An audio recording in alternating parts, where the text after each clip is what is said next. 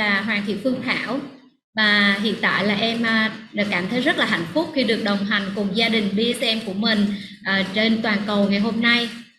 BSM đã cho em một món quà vô cùng thiêng liêng và ý nghĩa, đó là món quà của tình yêu thương vô điều kiện. Và nhờ món quà này đã giúp em thay đổi toàn bộ cuộc sống của mình và giúp cho em được tận hưởng những điều ý nghĩa và thiêng liêng nhất trong cái cuộc đời này. Và hiện nay thì em cũng là người đang dẫn dắt phong trào thiền tại BSM Đà Nẵng. Hôm nay em rất là vinh hạnh được giới thiệu đến cả nhà mình một diễn giả tiến sĩ Susan JAMIESON đến từ Hồng Kông.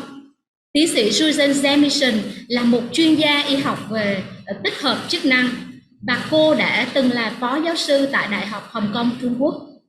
Cô cũng là một khách mời chuyên gia cho những chương trình radio quốc tế và hiện tại cô cũng có một kênh radio riêng với 200.000 khán giả tại hơn 100 quốc gia và diễn ra 2 lần trên mỗi tháng. Tiến sĩ JAMIESON cũng là bác sĩ của những ngôi sao nhạc rock nổi tiếng nhất trên thế giới với một cái sứ mệnh, đó là cô sẽ giúp cho những cái nghệ sĩ này được thể hiện bản thân mình thông qua nghệ thuật. Cô chính là một nhà nhân đạo, một nghệ sĩ và một tác giả đã xuất bản rất nhiều đầu sách.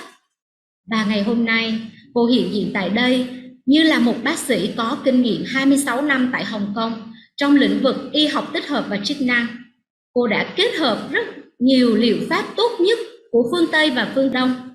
Và đặc biệt, cô áp dụng một cái phương pháp là tìm hiểu gốc rễ về sức khỏe của con người để chuyển hóa những tâm trí, những cảm xúc tiêu cực, nặng nề trở nên khỏe mạnh và cân bằng. Và trở thành bác sĩ chỉ là một bước khởi đầu đối với cô. Cô đã tiếp tục cập nhật những kỹ năng của mình để trở thành một chuyên gia sức khỏe tổng hợp để có thể chăm sóc bệnh nhân ở tiêu chuẩn cao nhất. Thật tuyệt vời! Chúng ta cùng chào đón tiến sĩ Susan JAMIESON cùng chia sẻ với chúng ta chủ đề chuyển hóa tâm thức, vượt lên tâm trí, tiếp cận sức mạnh của ánh sáng cùng bạn chuyển ngữ Nhật Vi. Xin mời bạn Nhật Vi và tiến sĩ Susan JAMIESON. Hello, I just want to check. Can everyone hear me and see me okay? Xin chào, tôi muốn kiểm tra coi là mọi người có nghe tôi và nhìn thấy tôi rõ không ạ? You can hear and see me. I'm asking the interpreter. Yes, I can see you very well. Excellent. Thank you so much for inviting me to speak because I have been all over Vietnam and it's one of my favorite places in the whole world. Cảm ơn các bạn vì đã mời tôi đến với chương trình. Cũng như tôi rất yêu Việt Nam, tôi đã đến Việt Nam và đây là một trong những đất nước mà tôi yêu thích nhất ở trên thế giới.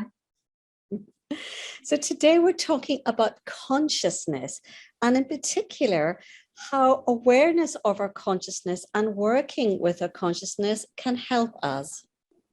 Ngày hôm nay chúng ta nói về tâm thức và làm việc với tâm thức. Nó giúp được gì cho bản thân của mình? So what it is, how we can use it, and how we can use it for the better of our well-being and other people. Nó là gì? Chúng ta sử dụng nó như thế nào? Và làm sao để chúng ta ứng dụng nó để tốt cho bản thân cũng như cho những người khác? Now there are conferences on this topic of what is consciousness. Có rất là nhiều những người nhiều những cái buổi hội thảo đã nói về tâm thức. Tâm thức là gì? Somehow it's an awareness. It's an awareness of our beingness. Và chúng ta có thể hiểu tâm thức đó là sự tỉnh táo của mình khi mà chúng ta ý thức về sự hiện diện của bản thân. So I'm going to talk about our conscious connections. Tôi sẽ nói về sự kết nối của sự tỉnh thức to each other, giữa mình với những người khác, to nature, to animals, với lại thiên nhiên, động vật. And my experience as a medical doctor, và trải nghiệm của tôi là một bác sĩ y khoa, Of course, it's with my patients, so that it is in the healing. Dĩ nhiên là tôi cũng sẽ chia sẻ trải nghiệm của mình với những bệnh nhân về lĩnh vực chữa lành. And also, of course, we're talking about conscious connection to something greater than ourselves. Và chúng ta cũng sẽ nói về sự kết nối tỉnh thức giữa mình với một nguồn năng lượng hiện hữu to lớn hơn, vĩ đại hơn. Which is perhaps meditation. Có thể là với thiền định. So, as I'm a doctor, I want to explain that I specialize in mind-body medicine. Là bác sĩ thì tôi tập trung vào tâm trí về thuốc men và thiền định. Because what is consciousness? Is it the brain, the mind, the body? Sự tỉnh thức là gì ạ? Có phải nó là não bộ, là tâm trí hay là cơ thể? The spirit, the soul? Hay nó là tinh thần, nó là linh hồn? So in my practice, I call it mind body. However, we've all heard the term mind body spirit. Thì ở trong quá trình tôi thực hành thì tôi gọi sự tỉnh thức hoặc là tâm thức đó là cơ thể và tâm trí, nhưng mà chúng ta thường hay nghe bộ ba cơ thể, tâm trí và linh hồn. I would like to rebrand this as my specialty is light. Và tôi muốn định nghĩa lại một chút theo cái trải nghiệm và cái sự thực hành của tôi, đó là ánh sáng. So I'd like to call it mind body light. Tôi muốn gọi nó là tâm trí, cơ thể và ánh sáng. So as I see it, there's the small light inside of ourselves, and there's the larger light, the outside light. Theo tôi trải nghiệm và theo rất nhiều người thì chúng ta có ánh sáng ở bên trong mình, và nguồn ánh sáng nhỏ đó ở trong nguồn ánh sáng rất là to lớn ở bên ngoài. I'm based in Hong Kong, here at a Kuan Yin temple. Hiện nay tôi ở Hồng Kông, ở tại một ngôi đền Quan Yin. And in Hong Kong and China, we call it the chi. The basic energy is called chi. Và ở Hồng Kông, chúng tôi gọi nguồn năng lượng căn bản nhất là chi hay là khí. So we have the chi of the body, the basic human energy making everything work. Chúng ta có khí là cấu tạo của tất cả mọi thứ trong cơ thể. And you might also like to call this prana if you're Indian. Và ở Ấn Độ thì bạn có thể gọi đó là prana. Or many other words. Rất nhiều những tên gọi khác tùy nơi. However, then we have the larger chi, and this could be the chi and energy of the earth, the sun, or the universe. Và bạn có thể nói về khí, về nguồn sinh lực sống này từ trái đất, từ mặt trời hoặc từ vũ trụ. And we're talking here about conscious connection of the energy of the chi. Và chúng ta sẽ nói về sự kết nối tỉnh thức giữa bản thân mình và khí, giữa tâm thức và khí. Because you know what? It happens unconsciously all the time. Bởi vì bạn biết không, tất cả những sự kết nối này nó đều diễn ra trong vô thức dù bạn có biết về nó hay không. Perhaps like fish in water. Giống như là con cá ở trong nước. We swim happily in the currents of the sea. Chúng ta bơi một cách thoải mái và vui vẻ ở trong dòng nước. Sometimes we float, sometimes the current is very fast, and sometimes it's a whirlpool. Đôi khi chúng ta trượt theo dòng nước này, đôi khi dòng nước diễn ra rất là nhanh chóng, vội vã và nó có lốc xoáy. We intuitively know how to work with these water flows as fish. Chúng ta đôi khi không biết cách, là một con cá học cách sử dụng những cái dòng nước này. Fish don't have to think about it. They know how to swim and they know what to do when the tide changes. Bởi vì con cá bản thân của nó về mặt sinh tồn bản năng đã biết cách khi mà nước lên cao hoặc là có sóng thì nó phải bơi như thế nào rồi. As do we, although we tend to complicate it. Cũng giống như là chúng ta vậy, nhưng mà đối với chúng ta có thể nó sẽ phức tạp hơn. By our anxieties, our egos, and all those things. Bằng sự lo lắng, những cái mối bận tâm trong lòng, hoặc là do cái tôi cá nhân. So that's the unconscious process, and day to day, this is an example. Và đó là quá trình vô thức đang diễn ra mà hàng ngày chúng ta đều có. Tôi sẽ cho bạn một ví dụ.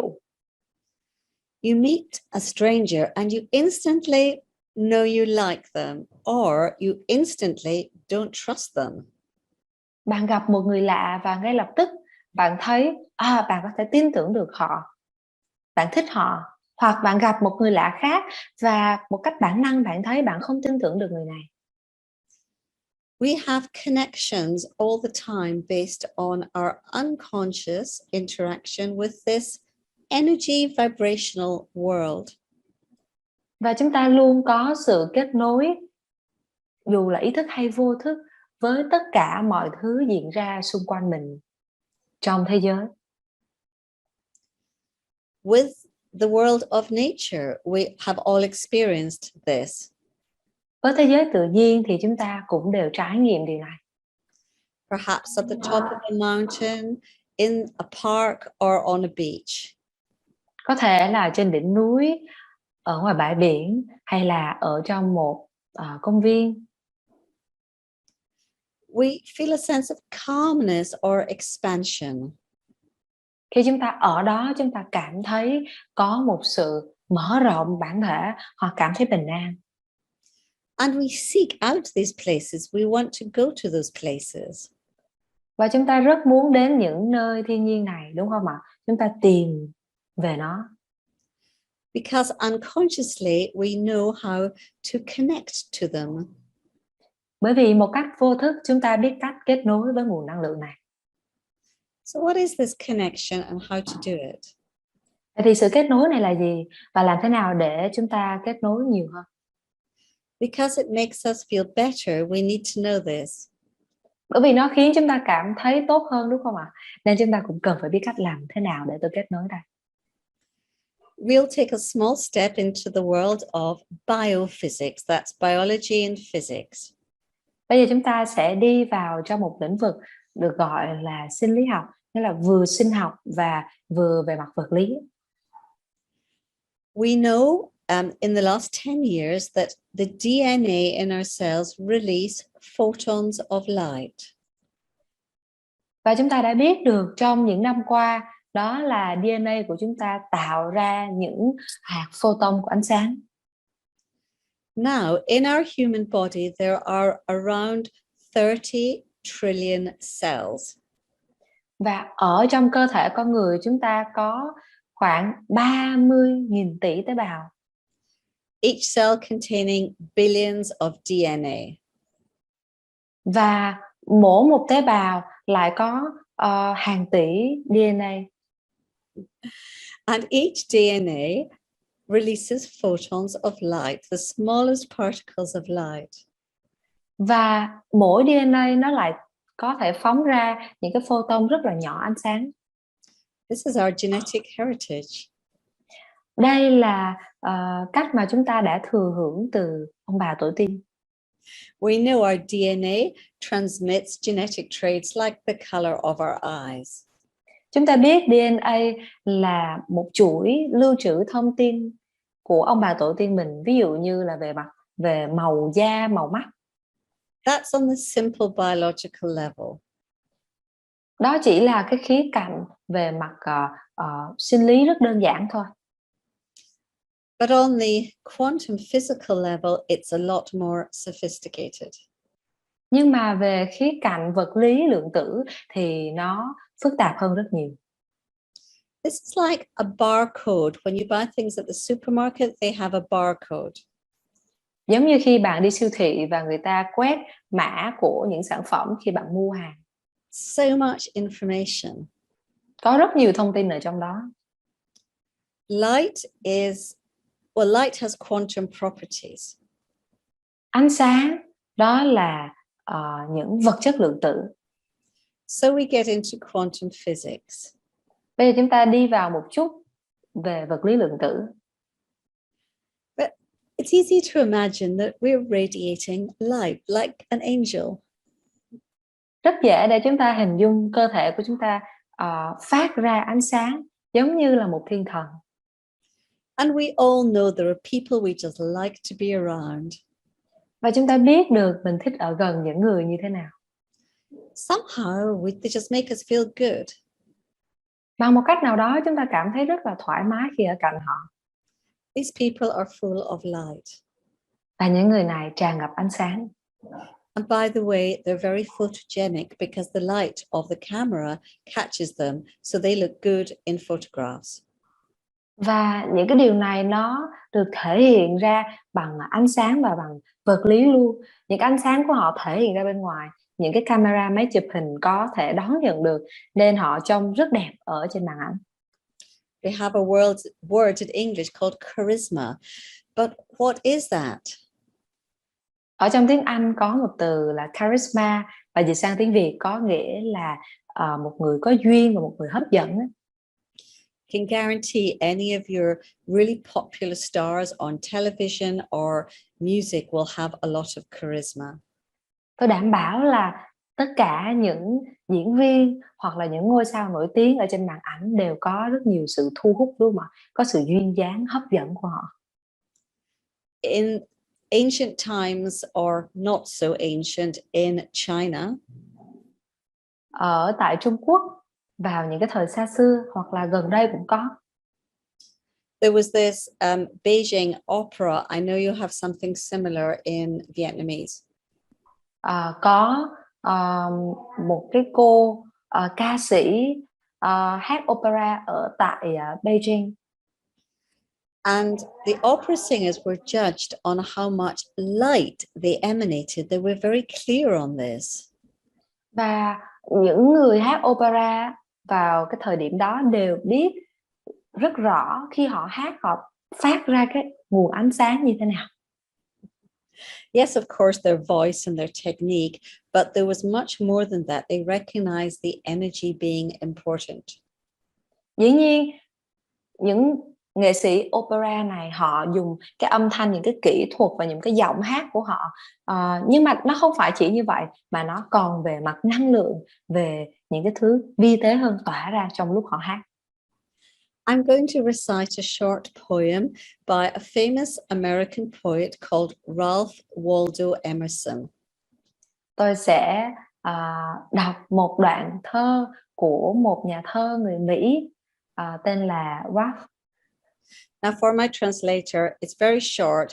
I'm going to say it once and then we'll go through it line by line. So, Okay.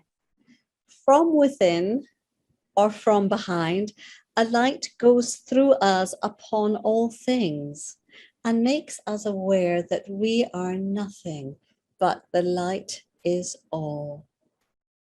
Wow. So line by line, from within or from behind. Bài thơ này có nghĩa là từ bên trong hay từ phía sau. A light shines through us upon all things. Ánh sáng tỏa ra xuyên qua chúng ta, đi qua mọi thứ. And makes us aware that we are nothing. Và khiến chúng ta nhận thức được chúng ta không là gì. But the light is all. Ngoài việc chúng ta chỉ là ánh sáng. Thank you. So, we've jumped from quantum physics to poetry. Đây là một cái bài thơ cũng giống như vật lý lượng tử. And we're talking about connection in consciousness and using this to make us feel better. Và chúng ta cũng sẽ hiểu được về sự kết nối tâm thức giữa mọi người chung với nhau. So how do we do this? Làm thế nào? Well, let's think about the mechanics. Chúng ta hãy hiểu một chút về cơ cấu, cơ chế vận hành của nó. Swamiji said we have to practice. Swamiji nói chúng ta cần phải thực hành. And why do we think we're going to suddenly get there and be really good at these things without practicing? Thế nào mà chúng ta nghĩ được là không cần thực hành mà chúng ta có thể làm giỏi hết tất cả điều này? Why do we expect so much of ourselves all the time? Tại sao lúc nào chúng ta cũng mong đợi rất nhiều ở bản thân mình? Imagine if I said to you, just go and play the piano really well. Tôi có thể bảo bạn là bây giờ bạn ngồi xuống đàn piano và bạn phải đàn thật giỏi liền. Có được không? You can do it because you have to learn, get taught, and then practice for quite a long time. Bạn có thể làm được, nhưng bạn phải thực hành, phải chơi piano một thời gian đủ lâu. However, you do need to practice the spiritual techniques as much as you would a musical instrument. Vậy thì để bạn giỏi một nhạc cụ nào đó, bạn cần phải thực hành rất lâu, thì thực hành tâm linh cũng như vậy, bạn cũng phải thực hành một thời gian lâu. One of the ways of practicing is connecting our consciousness to the slower rhythms of nature. Một trong những cách thực hành tâm linh đó là bạn kết nối với sự rung động nhịp nhàng rất chậm của thiên nhiên. With the stress of everyday life, với sự căng thẳng của đời sống hàng ngày, our minds are going so fast. tâm trí của chúng ta chạy quá nhanh. So take time in a park, a garden, if you do not have that, beside a plant, because the plant will connect you. Nếu bạn có thời gian thì bạn hãy ra ngoài công viên, ra ngoài thiên nhiên, hoặc nếu không được nữa thì hãy kết nối với một cái cây. Cây cối sẽ giúp cho bạn kết nối với thiên nhiên. Sit at the base of the tree or stand with your back to the tree. Nếu được, bạn hãy ngồi dưới gốc cây hoặc là đứng và dựa lưng vào cây. Trees have been found to be slow-moving animals.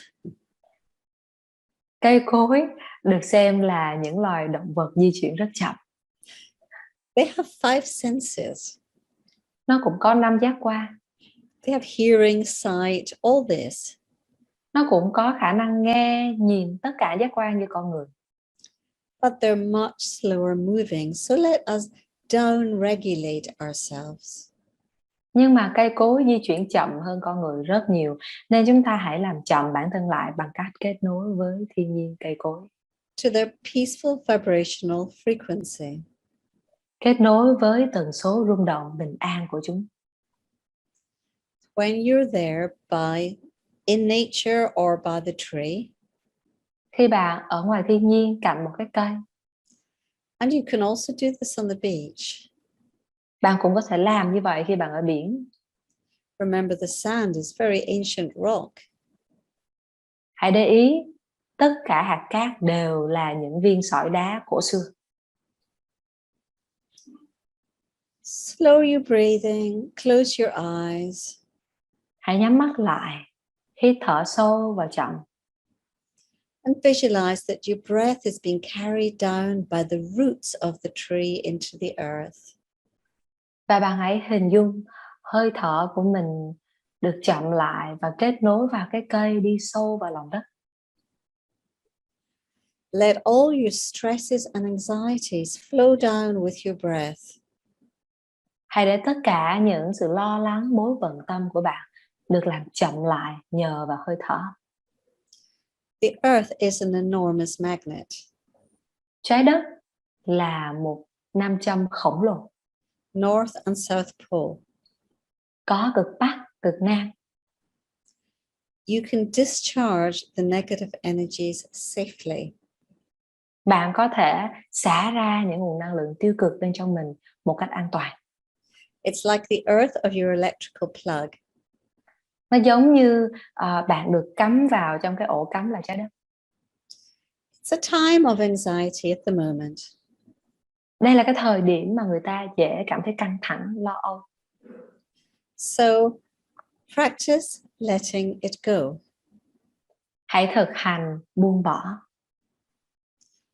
And if you can't get to the park, you sit down and you do it at home. Nếu bạn không thể ra ngoài thiên nhiên, ra ngoài công viên được, thì bạn có thể ngồi ở trong nhà. So there's this small energy, the small chi of our human bodies. Có một cái nguồn năng lượng, sinh lực, khí ở trong mỗi cơ thể. Connecting consciously Bạn hãy kết nối với nguồn năng lượng này trong sự tỉnh thức. with this enormous energy of the earth beneath our feet. Với một nguồn năng lượng to lớn là trái đất này ngay dưới chân bạn. There's a melting iron core at the center of the earth, 5,000 degrees. Và ở trung tâm của trái đất có một cái nguồn năng lượng nhiệt độ đến 5.000 độ C.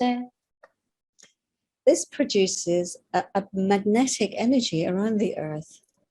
Và chính cho cái lớp magma này đã tạo ra được tính nam châm ở trên trái đất. When metal rotates like this, it creates a dynamo. It's a motor.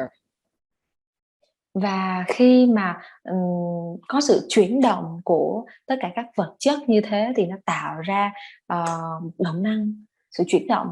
Energy is therefore created that we call the magnetosphere around the earth.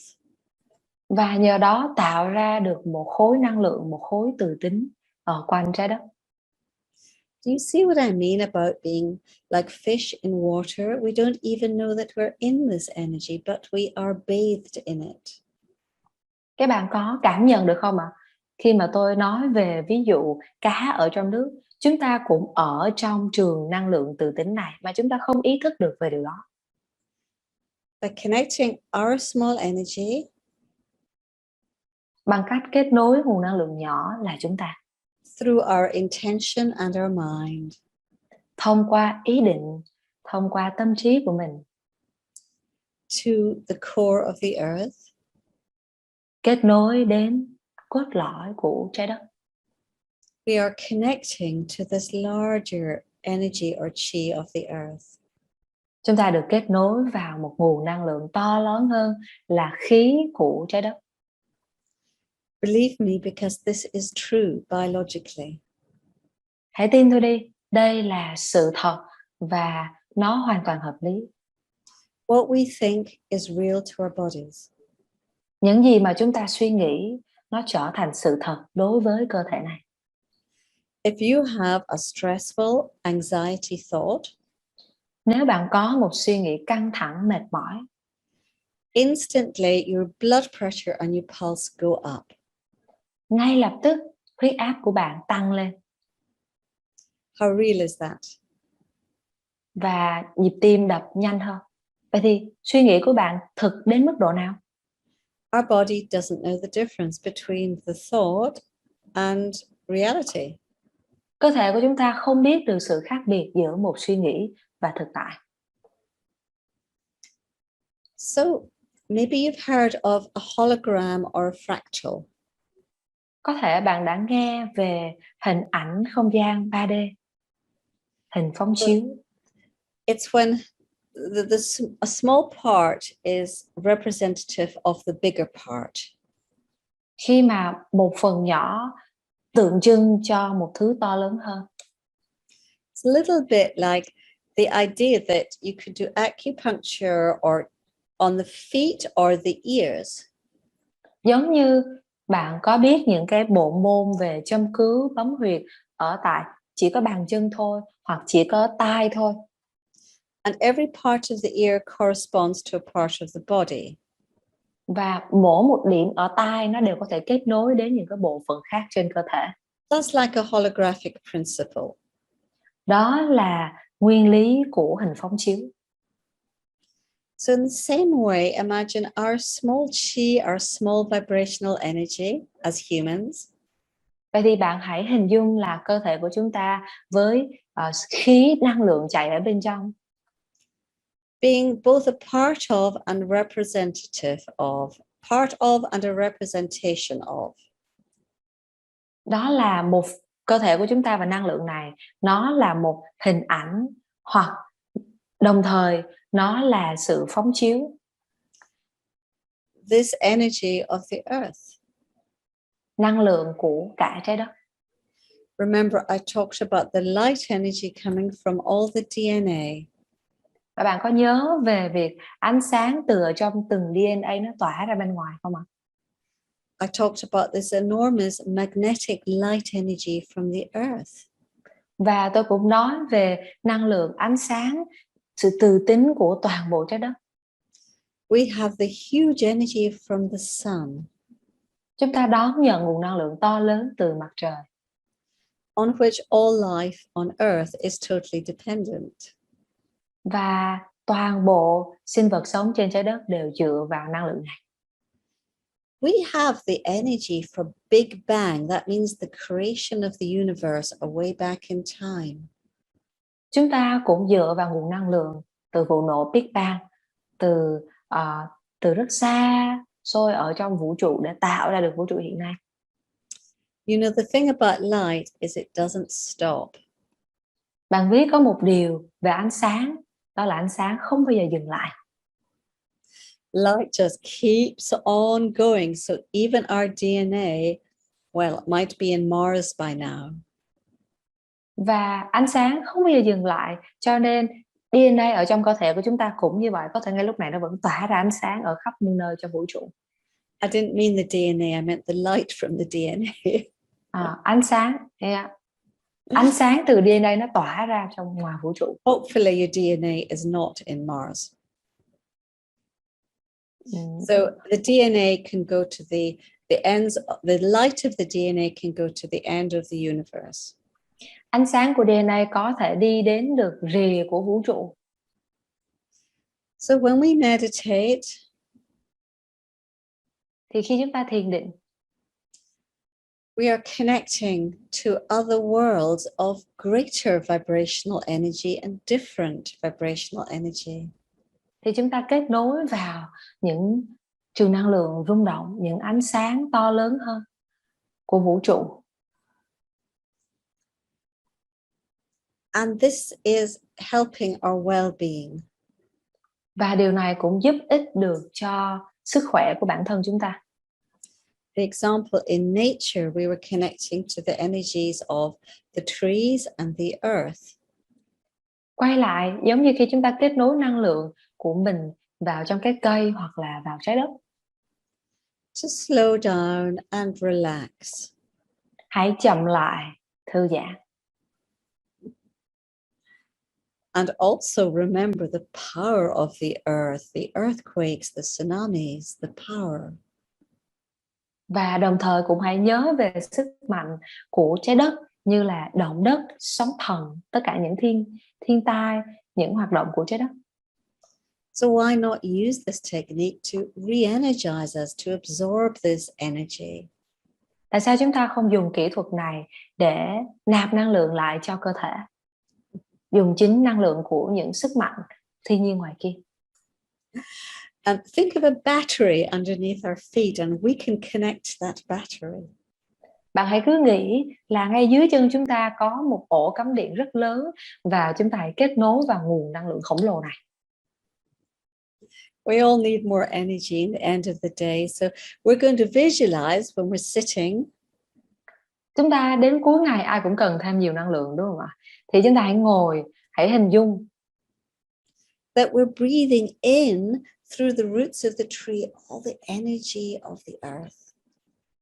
Chúng ta hít vào thông qua rễ của cây, mang nguồn năng lượng lên vào trong cơ thể. And it's real, as I told you, it's enormous. Và đây là sự thật.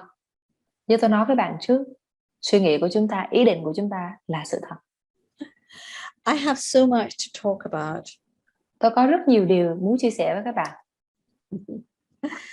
So this is connecting to consciousness in nature or in meditation. Vậy thì cái kỹ thuật này giúp cho chúng ta kết nối với thiên nhiên hoặc là trong thiền định. Our small energy connecting to what the Americans would call great spirit. Và năng lượng của chúng ta kết nối vào trong một nguồn năng lượng to lớn hơn, giống như người Mỹ nói là tinh thần to lớn. I like to think of small spirit and great spirit. Tôi thích nghĩ về một điều, đây là tinh thần nhỏ và ghi lại tinh thần lớn, hoặc linh hồn nhỏ, linh hồn lớn. It's part of us and we're part of it. Chúng ta là một phần ở trong nguồn năng lượng này, và nguồn năng lượng này là một phần ở trong chúng ta. And yet it's slightly separate from us also. Và đồng thời nó cũng hơi tách biệt ra khỏi chúng ta nữa. That's just the way it is. Và đó là cách mà nó vận hành. Bản chất nó như vậy. Many people have talked about the many facets of a diamond, the many points of a diamond. Chúng ta nghe nhiều người nói về những góc cạnh khác nhau của một viên kim cương, hay là những đỉnh nhọn của một viên kim cương. Or the many different waves of the sea. Hay chúng ta nói về những cơn sóng khác nhau của biển cả. Different expressions of one consciousness. Nó đều là những thể hiện khác nhau của cùng một tâm thức to lớn, vĩ đại. However, we are all connected at one level. Và dù sao đi chăng nữa thì tất cả chúng ta cũng được kết nối với nhau trên một cấp độ nào đó. So I am going to finish doing an exercise. Tôi sẽ kết thúc buổi chia sẻ này bằng một bài tập. I think we have 10 minutes left. Tôi nghĩ là chúng ta có 10 phút nữa. But first, I did mention healing in the workplace with clients as a therapist. Tôi có đề cập trước kia là tôi trị liệu cho người khác ở tại phòng khám của mình. I think you might already be getting the idea of how this is working. Tôi nghĩ là đến giờ phút này các bạn đều hiểu được cách mà phương pháp này vận hành. You meet someone for the first time. Bạn gặp một ai đó lần đầu tiên. Perhaps it's a friend of a friend. Có thể đó là bạn của một người bạn nào đó. Instantly, you feel that friend is depressed about something. Ngay lập tức, bạn cảm nhận được người này đang trầm mặc, đang buồn vì một điều gì đó. Or angry. Hoặc đang giận. And it's not what they say, it's not the words. Nhưng nó không thể hiện qua những lời họ nói. It's your intuition. Mà nó chỉ là trực giác mách bảo bạn. But intuition is basically using your consciousness consciously. Nhưng trực giác là cách mà bạn dùng tâm thức của mình một cách có ý thức. This light emitted from us DNA photons is both a receiver and a transmitter. Và ánh sáng của DNA, những cái photon ánh sáng mà tôi nói trước kia, nó vừa mang khả năng truyền tín hiệu và nó vừa đón nhận tín hiệu. It forms maybe 6 feet around us like an egg.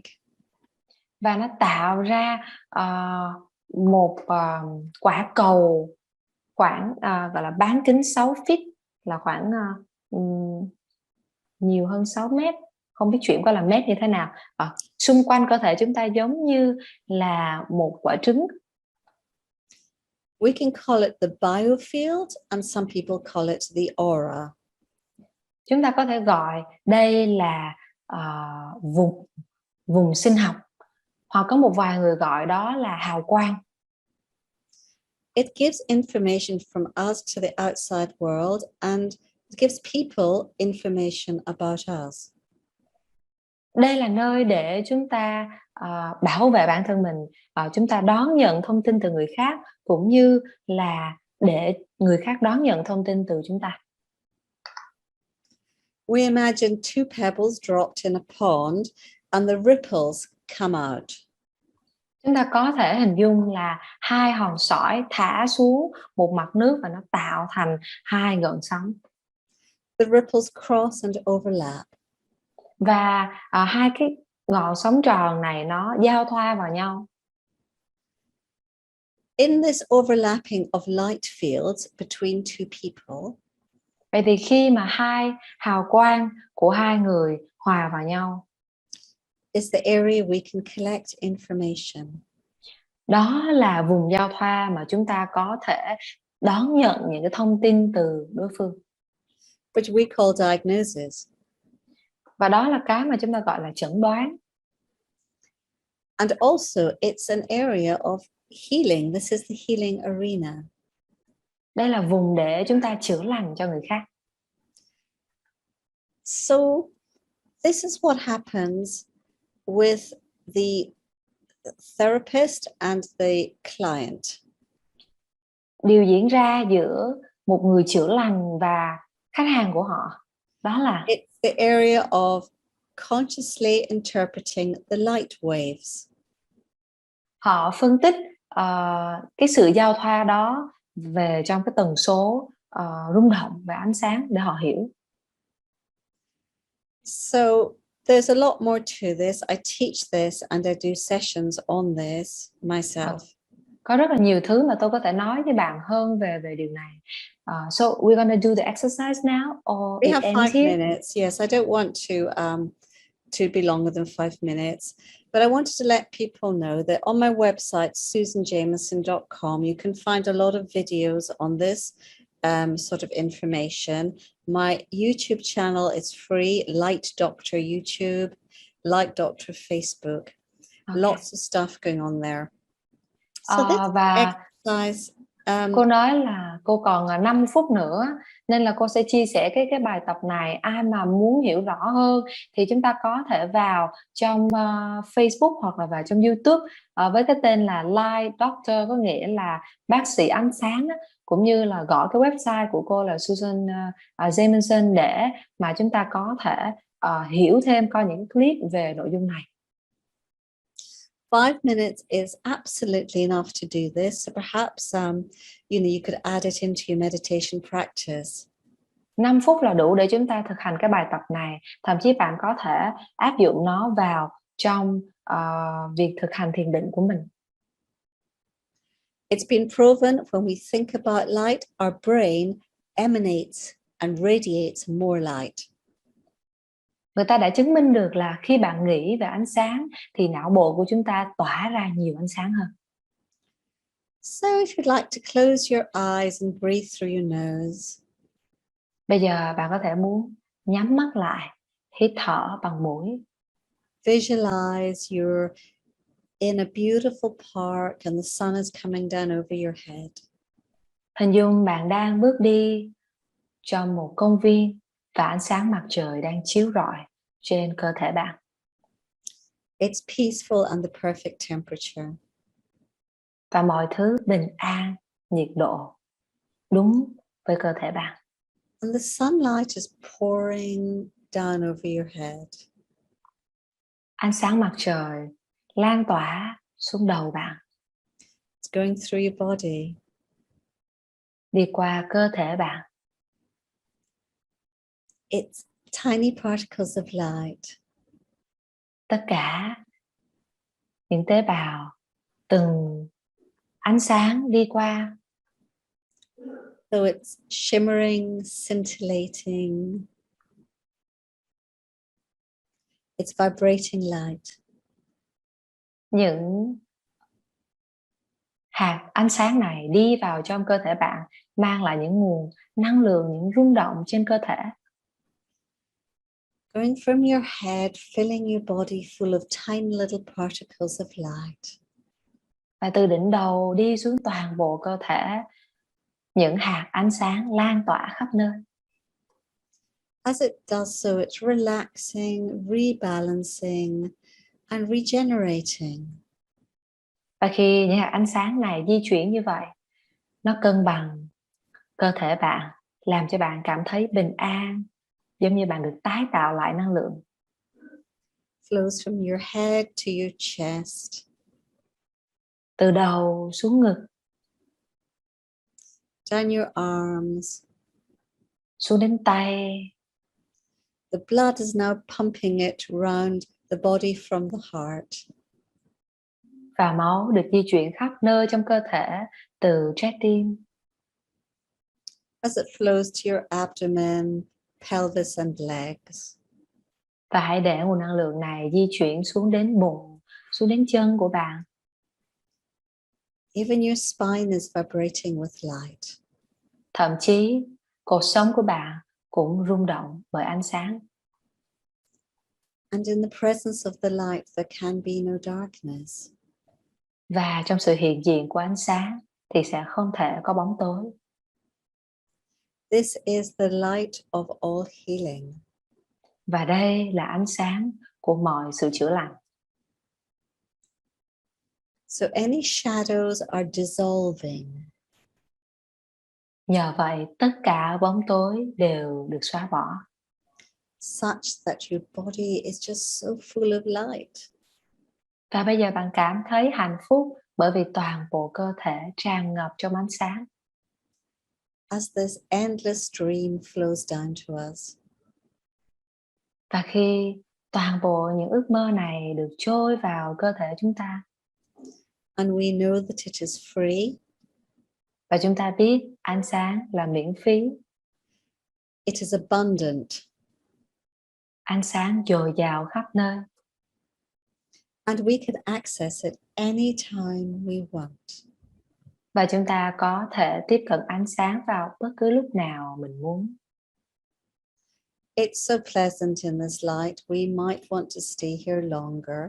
But for those of you who wish, take a deep breath. Và sự dễ chịu này được tạo ra bởi ánh sáng khi chúng ta muốn ở trong ánh sáng lâu hơn nữa. Nhưng với những ai muốn, chúng ta có thể hít vào một hơi thật sâu.